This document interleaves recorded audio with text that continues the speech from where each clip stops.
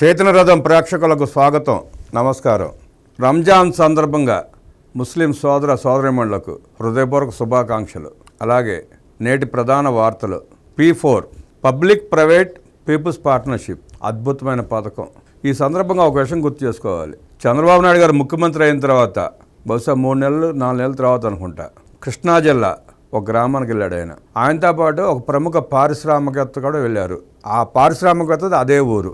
ఆ రోజు నేను మనసులో అనుకున్నా, పైకి అనలేకపోయా కానీ మనసులో అనుకున్నా, ఈయన గత ప్రభుత్వంలో వాళ్ళతో అంటకాగాడు కదా, ఈయనతో పాటు ముఖ్యమంత్రి గారు వెళ్ళడం కరెక్ట్ కాదేమో, సబబు కాదేమో, ప్రజల్లో వ్యతిరేకత వస్తుందేమో అని మనసులో అనుకున్న మాట వాస్తవం. కానీ ఆ అనుకోవడం తప్పని నిన్న చంద్రబాబు నాయుడు గారి ప్రసంగం చూసిన తర్వాత అర్థమైంది.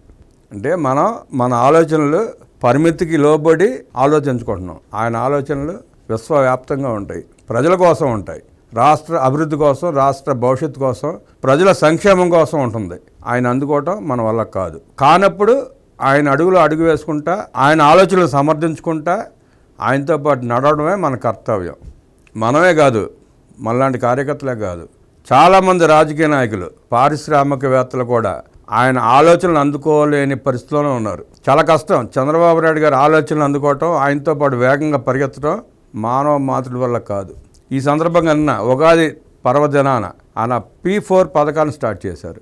ఆ P4 పథకం రోజున ఆ స్టేజ్ మీద కూర్చున్న వ్యక్తులను చూసిన తర్వాత అనిపించింది, పరిపాలన అంటే ఆషామాషి కాదు, ప్రజలకు మంచి చేయడం అంటే తమాషా కాదు, రాష్ట్రాన్ని అభివృద్ధి చేయాలంటే అనుకున్నంత ఈజీ కాదు. అలాగే నిన్న ఆయన ప్రవేశపెట్టిన P4 పథకాన్ని అమలు చేయాలంటే ఒక పెద్ద యజ్ఞం లాంటిదే. ఆ యజ్ఞంలో అనేక మంది పాల్గొంటే కానీ అది సాధ్యపడదు. గత పాలకులకి అభివృద్ధి చేత కాదు కాబట్టి మనకు ప్రభుత్వాన్ని ప్రజలు అప్పచెప్పారు.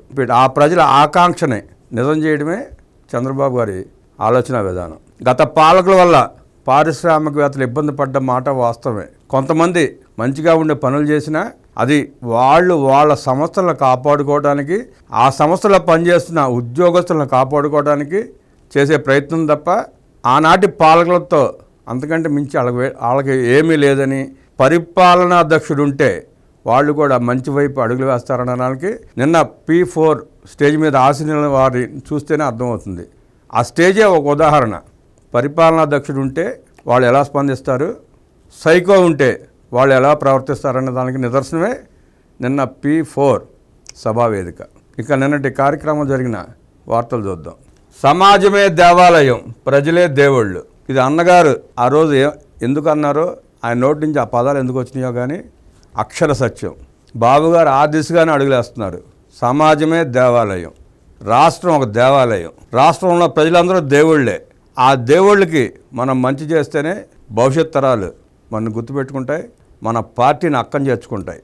పేదలను ఆదుకునే మిషన్ P4 సమాజంలో గేమ్ చేంజర్. ముఖ్యమంత్రి చంద్రబాబు ఉద్ఘాటన. నేను అనుకున్న ఏ ప్రణాళిక ఫెయిల్ అవ్వలేదు. ఉగాది రోజున ఏ కార్యక్రమం చేపట్టినా విజయవంతమవుతుంది.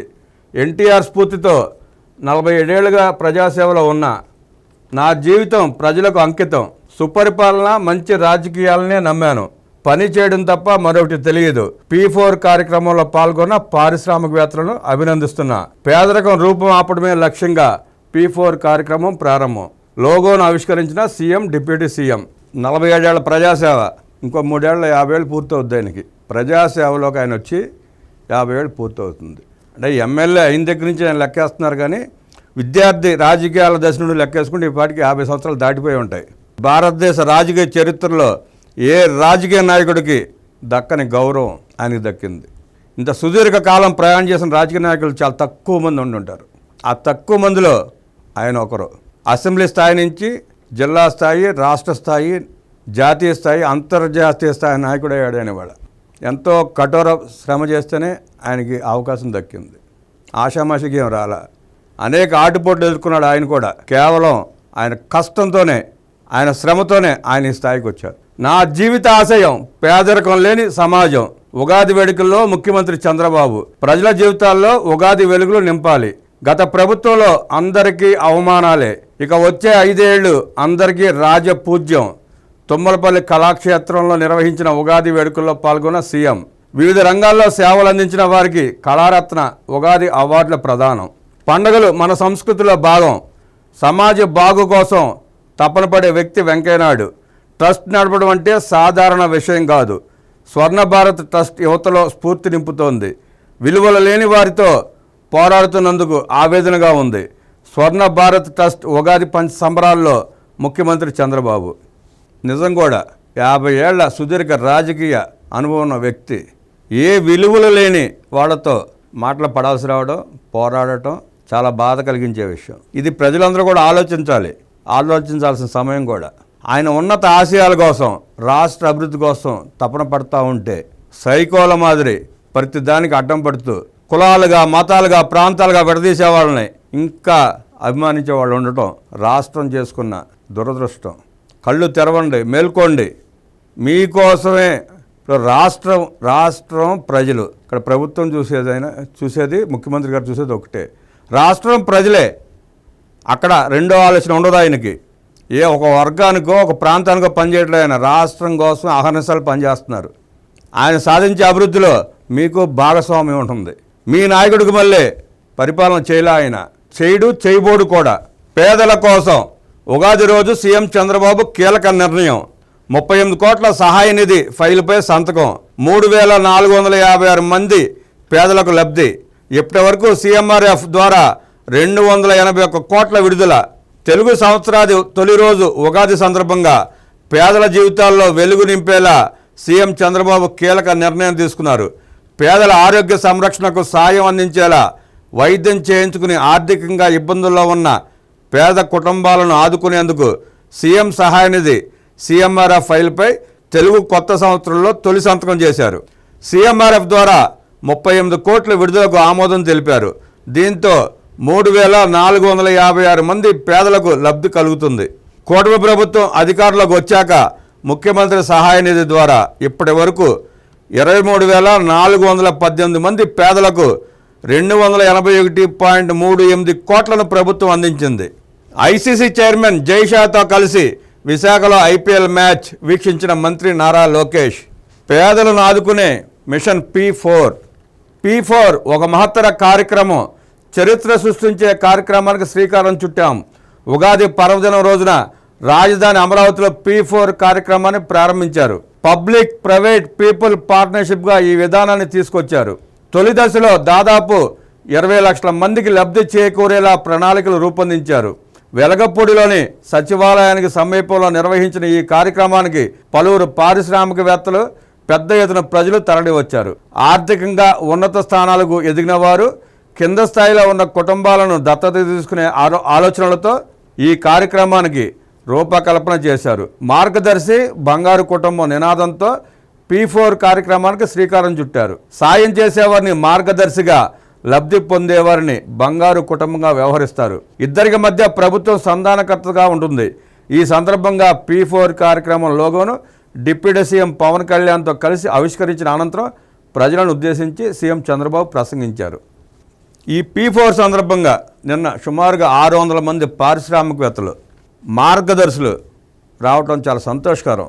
అలాగే బంగారు కుటుంబాలు తరపున 10,000 మంది ప్రజలు హాజరవడం కూడా సంతోషకరమే. చంద్రబాబు గారు ప్రసంగం మొదలుపెట్టిన తర్వాత వచ్చిన వాళ్ళు చాలామంది గతంలో అనుభవం అనుకుంటా, వాళ్ళకి మధ్యలో కొంతమంది వెళ్ళిపోయారు. ఆ ప్రజల కోసం ఆయన కష్టపడి 600 మంది పారిశ్రామికవేత్తలని తీసుకొచ్చి ఆ సభలో కూర్చోబెడితే వారి విలువైన సమయాన్ని కేటాయించి చంద్రబాబు గారి మాట మీద గౌరవంతో, రాష్ట్రం కోసం ఏదైనా చేయాలని తపనతో వాళ్ళు వచ్చి అందరూ అక్కడ కూర్చుంటే వచ్చిన వాళ్ళు కొద్దిమంది వెళ్ళిపోవడం దురదృష్టకరం. ఏ ప్రజల కోసమైతే ఆయన ఆ కార్యక్రమాన్ని చేపట్టారో, ఎవరికైతే ఫలాలు దక్కాలని చెప్పి వాళ్ళందరినీ తీసుకొచ్చే ప్రయత్నం చేశారో, ఆ వచ్చిన వాళ్ళు కొంతమంది వెళ్ళిపోవటం సరైన పద్ధతి కాదు. ప్రజలు కూడా ఆలోచించుకోవాలి. మనం ఎందుకు వచ్చాం, ఆ కార్యక్రమం ఏంటి, దానివల్ల మనకు వచ్చే లబ్ధి ఏంటి, భవిష్యత్ తరాలకి ఎలా ఉపయోగపడుతుందని ఆలోచించుకుని ఆ సభలో ఆ ప్రసంగాలు వింటే వాళ్ళకి అర్థమయ్యేది. గతంలో లాగానే వచ్చాము వెళ్ళాము అన్నట్టు కాకుండా ఇకనైనా ఆలోచనతో ఆ కార్యక్రమం దేనికి పెట్టారు, కార్యక్రమం యొక్క ఉపయోగం ఏంటనేది ఆలోచించుకుని వస్తే మంచిది. ప్రజాసేవకే నా జీవితం అంకితం. తెలుగువారి తొలి పండగ ఉగాది రోజున ఏ కార్యక్రమం చేపట్టినా విజయంతం అవుతుంది. పేదవారు పేదవారిగా మిగిలిపోవడానికి వీలు లేదు. సంపన్నులు వారికి మార్గదర్శకంగా ఉండి వారిని కూడా పైకి తీసుకురావాలి. రాష్ట్ర భవిష్యత్తు కోసం ఆలోచించే పవన్ కళ్యాణ్ భారతదేశాన్ని అగ్రదేశంగా మార్చే మోదీతో కలిసి ప్రభుత్వంలో ఉన్నాం. సరి అయిన సమయంలో సరైన వ్యక్తి ప్రధానిగా ఉండటం మన అదృష్టం. నా గురించి నేను ఎక్కడా ఎక్కువగా చెప్పుకోను, కానీ ఇవాళ చెప్తున్నా.